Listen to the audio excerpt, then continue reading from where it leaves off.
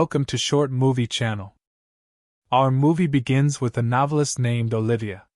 She's sitting in a cafe in New York City, trying to write a new novel to maintain the success of her last one. But she's struggling to come up with new ideas because of the pressure she's under. She's extremely popular, and her last novel was a massive hit, especially because of its strong romantic theme. Everyone who read her book dreams of experiencing that same kind of romance. While trying to gather ideas for her new book, Olivia books a trip to Heaven Island for her and her boyfriend Kyle to celebrate their anniversary. Just after booking the tickets, a fan approaches her and asks for a photo. Olivia responds in a very kind and humble way, showing how sweet she is and how much she appreciates her fans. She takes a picture with the fan and signs her book, making the fan extremely happy before she walks away. Olivia then returns to thinking about her new novel, but she's interrupted by her boyfriend Kyle. Kyle is an engineer and always busy with the app he developed, which has made him very famous. All the companies are reaching out to him, and he's constantly busy, leaving Olivia feeling neglected. He just isn't giving her the attention he used to. Still, Olivia loves him and does her best to keep him happy in hopes that he won't leave her. At this point, Olivia tells Kyle about the trip she booked for them to Heaven Island to celebrate their anniversary. But Kyle lets her down. He says he can't go because he's too busy. Then, he comes clean and says he actually came to break up with her because of his work. He wishes her a good trip and walks away, leaving Olivia heartbroken and unsure what to do. She's extremely hurt by how he ended things, but she knows she has no choice but to move on. It's clear he doesn't love her the way she loves him. A month later, we see Olivia talking with the director of her publishing house. From their conversation, we learn that Olivia still hasn't been able to write her new book because she's struggling to get over Kyle. She asks the director for more time to send in a portion of the new novel. The director gives her 10 days, saying if she doesn't submit something by then, they'll push the book to next year. Olivia hangs up, still lost and unsure what to write because she's heartbroken over Kyle. Meanwhile, in the country of Trovia, we meet a prince named Alexander. He's sitting and reading Olivia's novel. His assistant interrupts him and asks what he's been reading for the past 2 days.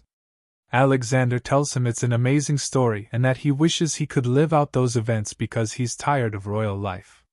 He dreams of a normal life where he can fall in love and be loved, without people being after his wealth. His assistant tells him that one day, he'll find the love of his life and live happily ever after with her.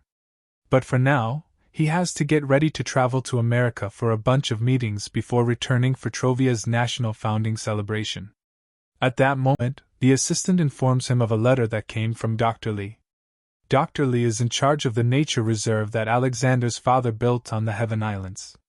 Since then, Dr. Lee has been managing it, and hosts a charity event every year to raise funds from wealthy donors to help maintain the reserve and protect the animals. This year, Dr. Lee invited Alexander to the charity event, but Alexander can't attend because it falls on the same day as Trovia's national celebration. As the prince, he must be there.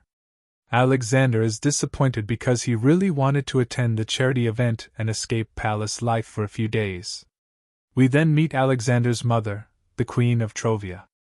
After the death of her husband, she became very strict and politically driven. This shows in how she talks to Alexander. She only seems to care about the kingdom. She wants Alexander to marry a princess named Catherine to preserve the royal bloodline and secure his future as the king of Trovia. She tells him that he'll meet Catherine at the national celebration because she personally invited her to the event. But Alexander disagrees. He says he doesn't love Catherine and can't marry her. He wants to marry someone he truly loves, someone his heart chooses. His mother, however, is tough and doesn't accept anything he says. So, Alexander starts planning a way to escape the national celebration. He tells his mother that Dr. Lee sent him a letter inviting him to the charity event and that he promised to attend. His assistant backs up the story to make sure the plan works. Eventually, the Queen agrees to let him go to Heaven Islands for the charity event. Alexander is thrilled. Finally, he'll get to live like a normal person, even if it's just for 1 week. The next day, he arrives in America. After finishing his meetings, he heads out to grab a coffee. Meanwhile, we see Olivia sitting at home, struggling to write anything for her new novel. Despite many attempts, she just can't seem to put anything down. So, she heads to a cafe, has a cup of coffee, and buys a book to read, hoping it might spark some inspiration. While she's at the register, she notices a display featuring her own novel. Curious, she walks over to check it out. Coincidentally, Alexander is there too. As he's leaving the place, he accidentally bumps into Olivia. He quickly bends down to help pick up the books and apologizes for bumping into her. But when their eyes meet, Alexander is instantly captivated by her beauty. He tries to start a conversation, asking if they've met before, but Olivia dodges the question and quickly walks away. Alexander picks up the last copy of the book from the ground, turns it over, and sees Olivia's picture on the back cover. That's when he realizes she's the author of the book he's holding. He runs after her, trying to catch up and talk to her, but she's already gone. Olivia returns home and begins reading the books she bought, but still can't manage to write anything new. Frustrated, she tears up the books in despair. She's completely heartbroken, until she hears a knock at the door. It's her friend Katie. Katie comes in and tries to lift her spirits, encouraging her to take a trip with her to the Heaven Islands so she can refresh her mood and hopefully find inspiration to write again. Olivia agrees, and the next day they travel to the island. As soon as they arrive, Olivia tries to write something new again, but still nothing. So she goes out for a walk to clear her mind. Along the way, she unexpectedly sees her ex-boyfriend Kyle with a new girl. Olivia hides behind some trees to spy on them, not ready to face him. At the same time, Alexander also arrives at the Heaven Islands. As soon as he gets there, he asks his assistant if he can go for a walk alone. During his walk, he spots Olivia hiding behind the trees and asks her what she's doing. Olivia nervously lies and says she dropped something and was just looking for it. She greets him and apologizes for walking away from him the other day, explaining that she just wasn't in the mood. Before Alexander can introduce himself, Kyle shows up. He nervously greets Olivia because he had told her he was too busy and couldn't travel with her, and now here he was, on the island, with another woman named Tiffany, whom he says he met just 2 weeks ago. Alexander introduces himself as a wildlife reserve employee, hiding the fact that he's actually a prince, afraid that Olivia might only like him for his royal status. Suddenly, Katie appears and greets Alexander, but Olivia quickly pulls her away, and they leave. Meanwhile, back at the palace, the Queen's assistant has been spying on Alexander and reporting everything he does, to make sure nothing he does could damage his royal reputation. The next day, Alexander and his assistant Winston meet Olivia and Katie at the beach. They all spend the day together, enjoying each other's company. It's clear that Alexander is falling for Olivia, and Winston seems to be developing feelings for Katie too. Later that evening, Alexander takes a walk with Olivia, and they talk more deeply. He tells her about the reserve and claims he's just an employee who's passionate about marine life. He wants to get to know her better, and she opens up about her own personal life. The connection between them is obvious. They're both clearly falling for each other. When they get tired of walking, Alexander walks her back to her chalet and asks her out again for the next day. She agrees and he returns to his place, feeling genuinely happy about the day. Both of them can't stop thinking about each other.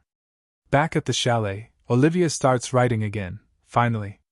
Her emotions have been reawakened, her mood has shifted, and she's genuinely happy. Katie arrives at the chalet and asks Olivia what happened with Alexander. She's thrilled to see Olivia writing again and tells her she knew from the start that she'd fall for him, and that he would be the reason her passion for writing would return. Just then, there's a knock on the door. It's the Queen's assistant, disguised as a delivery man. He gives Olivia a gift from Alexander and learns her full name. He calls the Queen and tells her who Olivia is, prompting the Queen to investigate. When she finds out Olivia is a novelist, she sees her as someone from a lower social class, and therefore unworthy of her son. Determined to protect his royal status, she and her assistant come up with a plan to separate Alexander from Olivia. The next day, Alexander insists again and tells Olivia the truth. He goes to see her to confess everything. He admits that he had been lying to her, but they're interrupted by his assistant, who tells him that his mother wants to talk to him.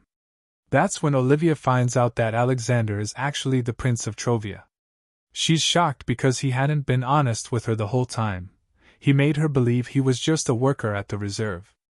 So, she leaves and heads back to the chalet. Meanwhile, Alexander calls his mother, furious.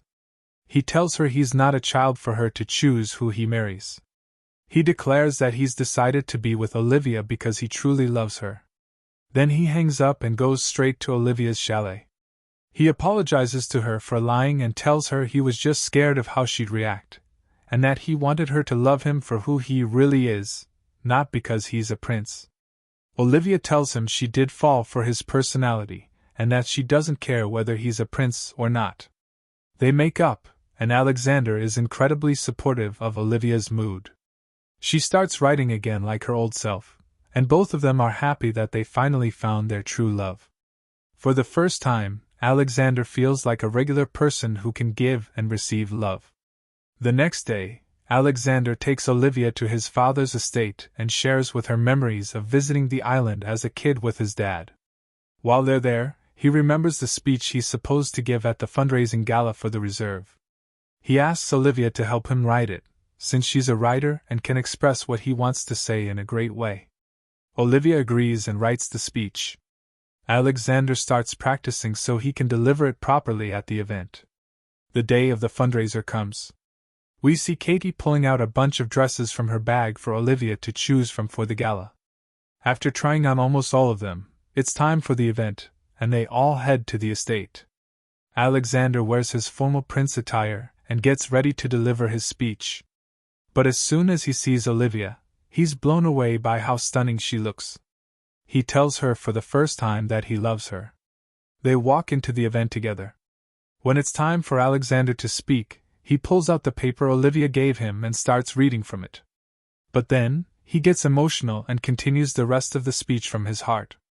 We see Olivia feeling proud of him, and so moved by his words that she starts crying. Alexander then invites her to dance with him. While they're dancing, he tries to get closer, but suddenly his mother shows up. She says she came to attend the gala to meet Olivia in person.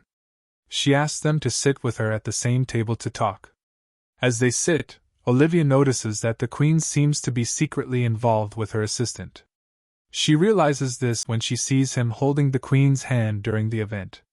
Throughout the night, the Queen keeps talking to Olivia in a very condescending and annoying tone because she clearly doesn't like her. When Alexander leaves to take pictures with the guests before they leave, the Queen speaks to Olivia alone. She tells her that she comes from a lower class, and that's why her relationship with Alexander can't continue. She asks Olivia to walk away so she doesn't ruin Alexander's life, because the people of Trovia would never accept their king marrying a poor girl. Olivia gets overwhelmed by the Queen's attitude, feels hurt, and leaves the event in tears. Later, Alexander returns to the table and asks where Olivia went. His mother tells him she got bored and left. The next day, Alexander goes to Olivia's chalet to check on her, but finds out she's gone. Katie tells him that his mother is the reason she left. He rushes to his mother's chalet and confronts her for interfering in his personal life. He tells her she's the reason Olivia walked away and adds that he's decided to give up his future as king to be with her. He tells her he's going to the US to be with Olivia. The Queen tries to stop him, insisting that he has to follow royal traditions and marry a princess. But Alexander tells her that he knows she's in love with her assistant, yet she's hiding it because of social customs and traditions. He asks her to give him the chance to be with Olivia because he loves her, and encourages her to also be with the man she loves, despite class differences. He tells her they both need to break free from the traditions that are controlling their lives, and that everyone deserves to choose the one they love, even if they're from different worlds. She's convinced. She agrees to go with him to America to apologize to Olivia in person. The next day, we see Olivia talking to her publisher. We find out that she finished the entire novel and submitted it.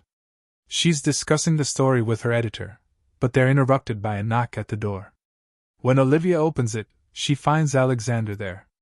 He tells her he came to make things right and hopes she can forgive him. He lets her know that his mother will never interfere in their lives again, and to prove it, he brought her along so she could apologize herself. Alexander tells Olivia that he loves her and wants to marry her, asking her to become the new princess of Trovia. Olivia agrees, and finally, both of their dreams come true. They find the love of their lives. In the final scene of the movie, we discover that Olivia's novel was actually about her love story with Alexander, including all the adventures they went through to prove their love for each other. They live happily ever after and get married. And that's how the movie ends. If you like the film, let us know your thoughts in the comments, and don't forget to like the video and subscribe to the channel.